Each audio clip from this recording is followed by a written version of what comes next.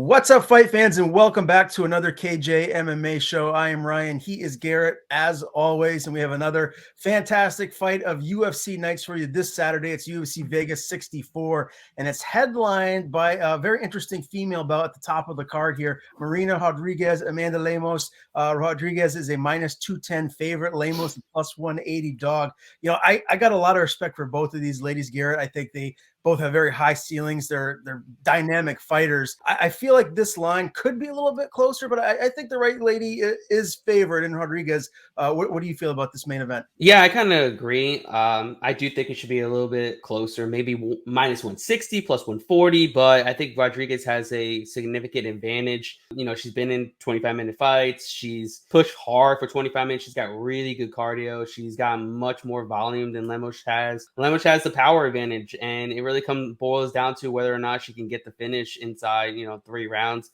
I think she's got the grappling edge as well. So maybe if she wants to take it there, she can rack up some control time. But, her game plan is going in there and trying to knock Rodriguez out. I feel like that's going to be a lot easier said than done. Ultimately, I think Rodriguez just goes out there and just outstrikes her for 25 minutes, gets a nice three rounds to 2 round win on the judges' scorecards. Well, you said what really makes this a dangerous fight to bet on, and Lemos has a lot of power. And if she catches you, you're going to sleep. We've seen it in previous fights, but you're right about Marina and just her way to go out there and outpoint her opponents. I mean, look at some of the ladies that she's beaten most recently: Mackenzie Dern, Jana Yan, Michelle Watterson Gomez, Amanda Ribas. Rodriguez is the real deal. I expect her to get her 5th win in a row here. I don't think it's going to be easy. I think she's going to have some difficulties to overcome. Her opponent Lemos brings that power, and there's always that danger. But I'm with you.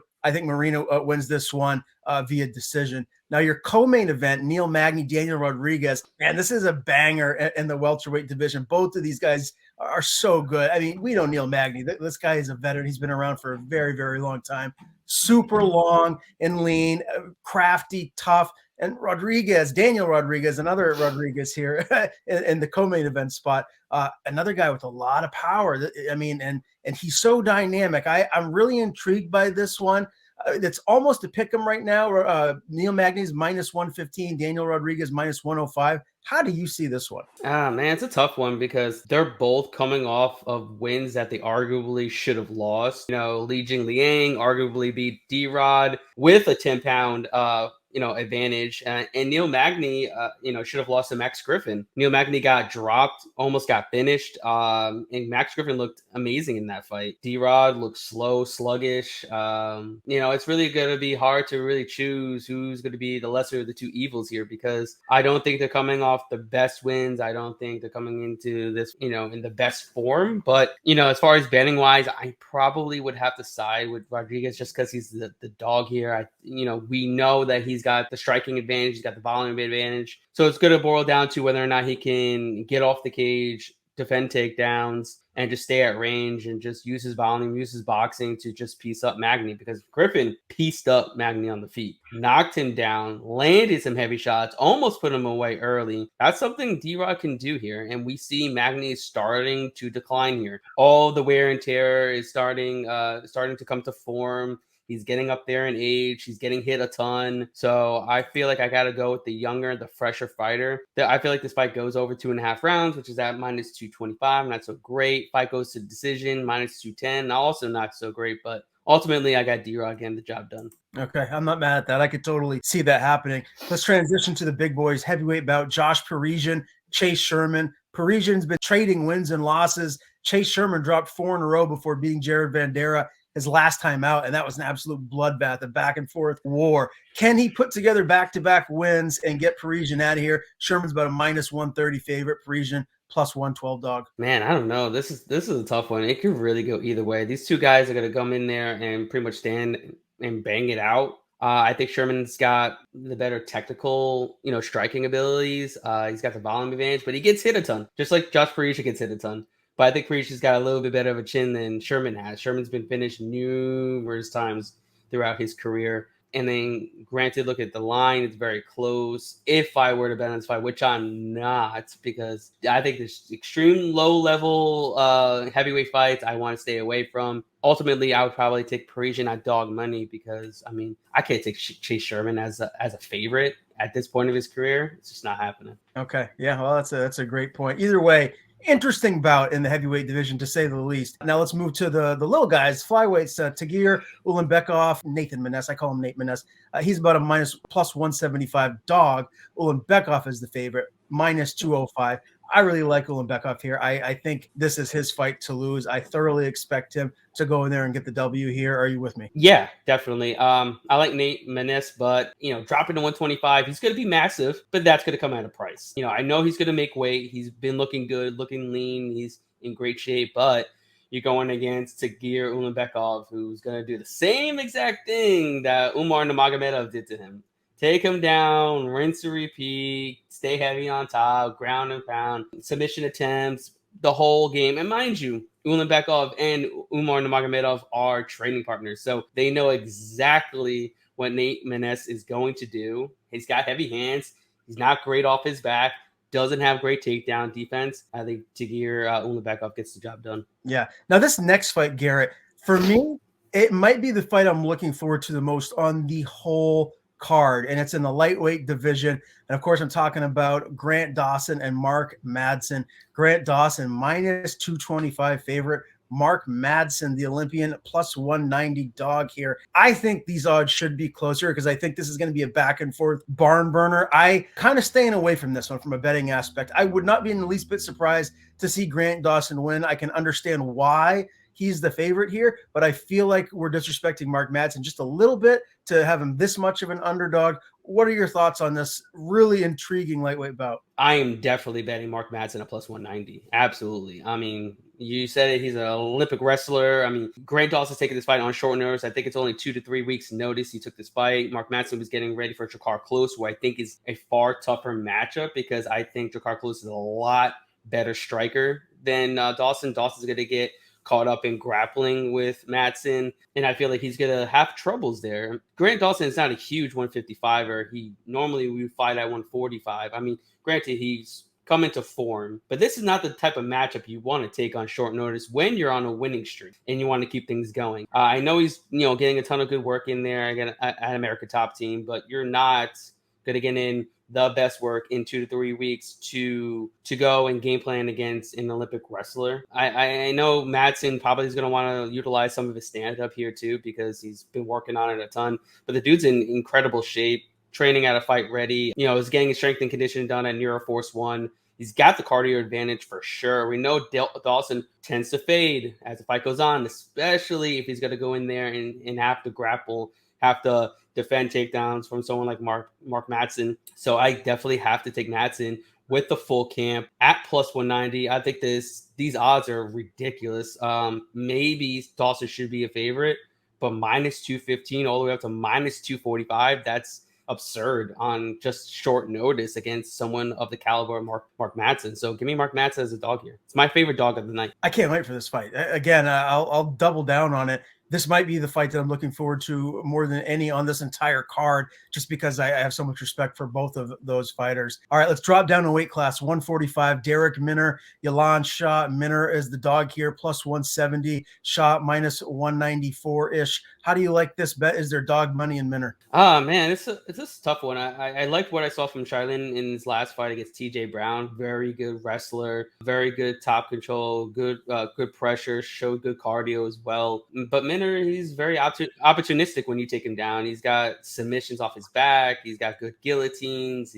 It's really hard to just implement a grapple-heavy game plan against Minner without getting caught. But what we've seen in Minner, he tends to slow down as the fights go on, especially if you're bringing a very grapple-heavy attack and you have good cardio, which is what Shailin has shown to have, especially in his last fight against TJ Brown. I am reluctant to bet him at minus 200, but ultimately I do think he gets the job done. All right. Well, this next fight is actually the biggest favorite slash dog on the card. Miranda Maverick minus 650, minus 700 in some cases. Shanna Young plus 475. I don't think this is a fight we have to get too much into detail about. I don't think you have to overthink this one.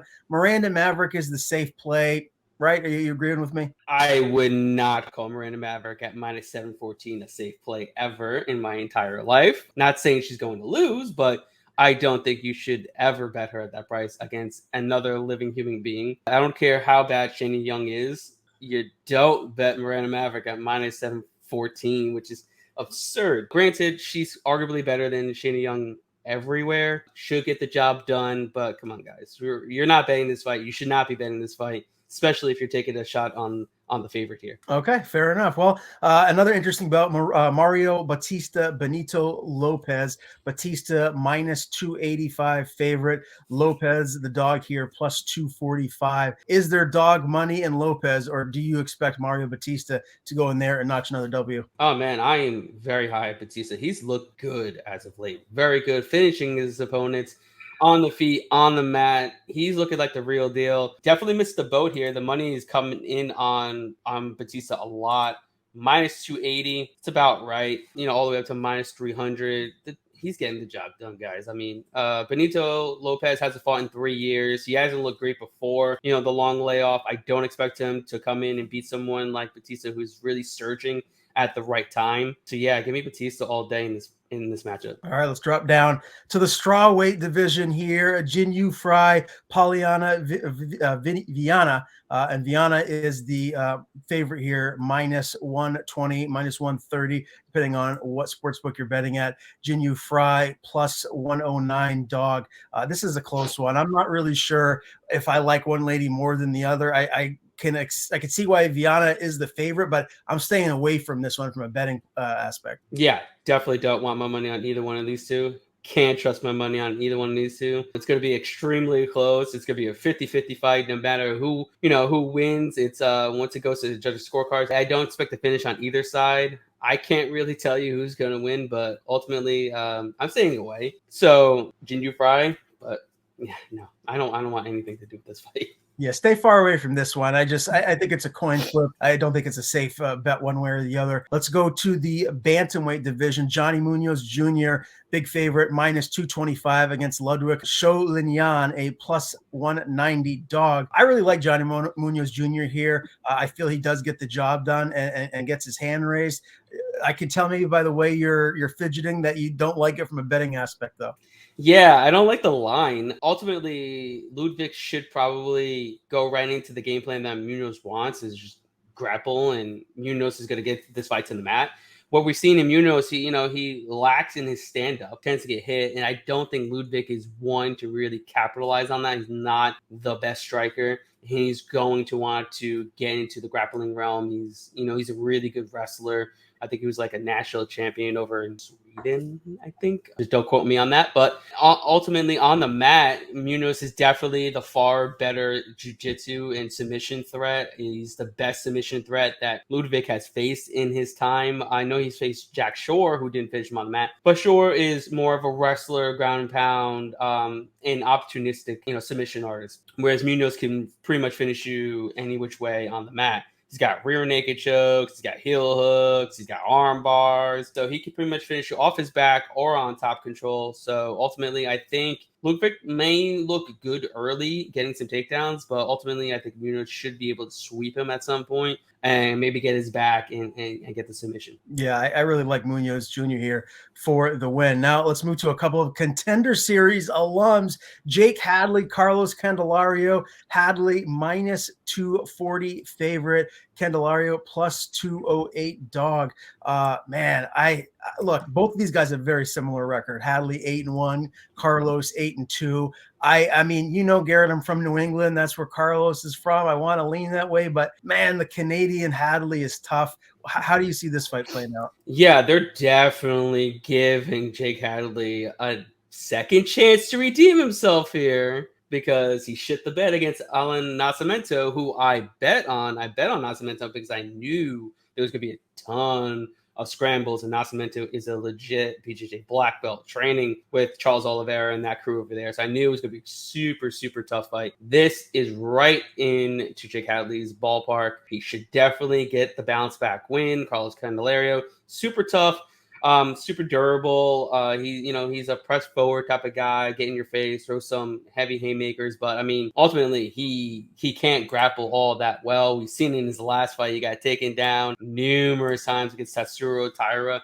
Granted, Tyra is a legit grappler, but Jake Hadley is too. I mean, he's finished majority of his fights via submission. I think this is the last fight we see Carlos Candelario. He's coming on back-to-back losses. He lost to Victor Altamirano. I know it's a close split decision, but that's never good. Jake Hadley, this is a get-right spot. And minus 250, I think, is pretty good. I would love to kind of parlay him and Batista as a nice double, get a nice plus 100, plus 110 type of betting line there. Because those are my two, I don't want to say locks because there's no locks in fighting, but those are my two confident plays of the night. Hadley and Batista?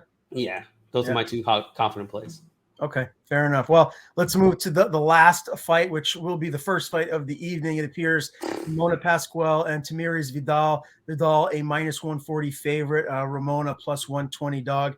Is there dog money here, or you're shaking your head, you're staying away from it? No, I don't want, like, the only female fight I would maybe throw some money on is Marina Rodriguez and Amanda Lemos, and that's a small maybe. This fight, no one should be betting this fight. I mean, like, either one of these girls can win. I mean, they're both pretty much even in terms of abilities. What Ramona has is that she's fought better competition. She's been in UFC. Granted, has not looked good, but her opponent has not looked good on the regional scene against bad competition. So I'm not sure who gets the job done here. It's going to be a ugly fight. I'd rather just not bet it, not even give a side out, because who the fuck knows and who gets this win. You can watch tapes you blue in the face and you still won't be able to tell who wins this fight. I'm just being real. I'd rather stay away from this fight. Go make some food. Do whatever you want to do during this first fight, and wait till Jake Hadley comes in and submits Carlos Candelario. Yeah, I mean, we've been spoiled lately with all the great UFC events that they've put out. So this card is it's a little bit of a step back. I mean, it's not the most enticing, intriguing card, whether you're a hardcore fan or you're casual. There's just not a lot of fights that jump off the page to you. So yeah, it is what it is. But this is gonna, what's gonna happen too. This is gonna be the card that, like, we have all these phenomenal finishes, whether it's KOs or submissions. That's the way that usually happens. So you definitely don't want to miss it. Again, it's this Saturday, UFC Vegas 64. You did, before we do sign off, Garrett, you did mention you started to talk about a little bit of a parlay with Batista and Hadley. Is there another fight that you could throw into a parlay where you could make a little bit of money? Okay, let's check it out. So we got Hadley at minus 255. Money's been coming in on Carlos Candelario, so maybe you want to wait a little bit.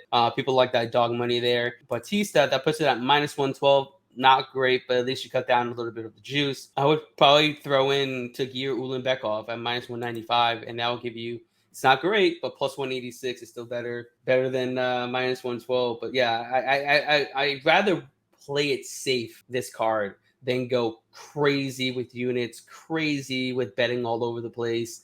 Just keep it simple, because those are my three favorite bets on the card: Jake Hadley, Mario Batista, and Tagir Ulanbekov. I think they got perfect matchups for their styles, and they should definitely get the job done. Well, hopefully, if you're watching this, you can win a little bit of money off of what Garrett and myself have mentioned. As always, it's great doing the KJ MMA show here for Vegas Odds. Make sure you go to YouTube and subscribe to the channel today if you haven't already. And we will be back next week with another great show.